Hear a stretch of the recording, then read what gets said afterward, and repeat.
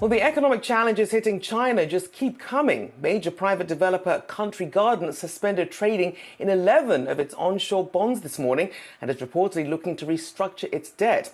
Now, the issue will evoke memories of China Evergrande, which defaulted on its debt 2 years ago. Last week, Country Garden missed coupon payments on two US dollar-denominated bonds. That's according to Reuters. Now, this news adds to fears of a potential crisis in the property market for the world's second largest economy. And there are also concerns for a leading trust company as well. JP Morgan says rising trust defaults would drag down China's economic growth by 0.3 to 0.4 percentage points.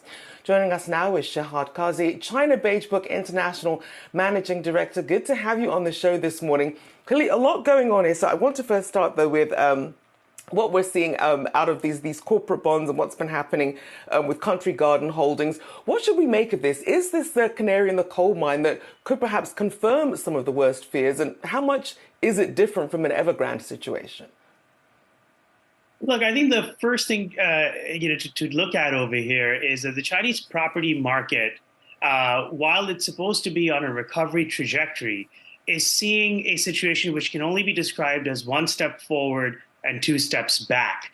You have certain months where sales are picking up, but there's price weakness. You have other months where prices are looking better, but sales are on the down, on the downtrend. And I think this will continue for a while. The property market is in a multi-year restructuring process. And what you're going to see is many other instances, as I've said in the past, of similar other developers coming under pressure because of the fact that they're unable to make sales and because, and they're unable to repay their debts. And obviously, this is coming amid President Biden's executive order restricting U.S. investments in China as well. Now, if you compare the sort of reaction that we've seen to that versus some of the underlying issues in, say, the property market, what concerns you more? The Biden executive order is not something that markets need to fret about. It's incredibly diluted and very, very narrow. The rulemaking process will make it weaker still. The conditions for restricting investments, because it's just a notification mechanism that it's created. It's not a restriction mechanism. But in instances where there could potentially be restrictions, the conditions are so tough to hit that I don't think U.S. regulators will be able to realistically hit them. I am not worried about that causing any type of economic pain in reality to China at all. China's economic challenges are largely domestic. And whether it is softness in consumer spending, whether it is a property market, or whether it's the fact that the global economic slowdown is going to create more headwinds for the Chinese manufacturing sector, those are the problems that Chinese policymakers are more concerned about, not the Biden executive order. But you have to think, as we hear more of this coupling between national security and economic security when it comes to developing in some of these high-tech spaces, as they do become ever more intertwined, what do you think are the key things we should be keeping track of, especially for investors who are wondering, they're seeing not a pivot away from China, but at least more options that they're exploring, including in places like India?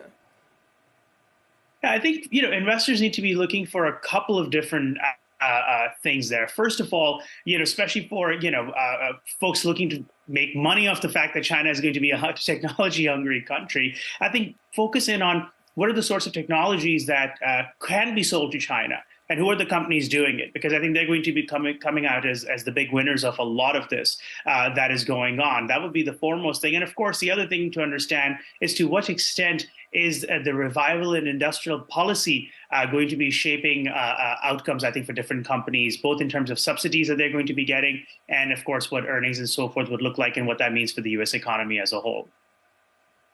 And so then as we look at the rest of the year, we look at some of the deflationary stories that are coming out of China, what should people be focusing on? And what do you think is actually going to be the biggest headwind when you look at the sort of consumption not picking up as fast as expected, but meanwhile you have things like oil demand potentially picking up? Mm-hmm. Yeah, I think some of that, especially in the energy markets, there's a whole different story because of the fact that the Chinese government likes to stock up and have large inventories oftentimes, especially when prices have been weak as they had been in recent months. I think the key thing that investors need to understand is that the growth slowdown in China is here and it's here to stay. Now, the opportunities that you need to be looking out for are within the idea that there's a structural slowdown but certainly you're going to have cyclical upturns. And I think those folks who threw in the towel earlier this year and said, oh, the Chinese recovery has completely sputtered, have totally missed on the fact that the travel, leisure, hospitality sector, the dining out sector, has done really well, as a matter of fact, this year. And there has been a very strong comeback there. So you lost out on that opportunity if you gave up on the broader thing. But of course, if you're going to bet on big bang stimulus coming down the pipeline, and you're going to think that there's going to be a big commodities revival and big infrastructure development, you are then going to lose money, because that in itself is the wrong bet. So it's very important to understand that we are looking at a structural slowdown. We're no longer in an era of big bang stimulus coming out of Beijing, but there are opportunities to be had. It requires nuance and a much more sophisticated way of looking at China than I think Western investors have been used to doing. Certainly, it requires everyone to do their due diligence and really hone in on some of these specific sectors. A big thank you there for joining us, Shehzad Qazi there, China Beige Book International Managing Director. Great having you on this morning.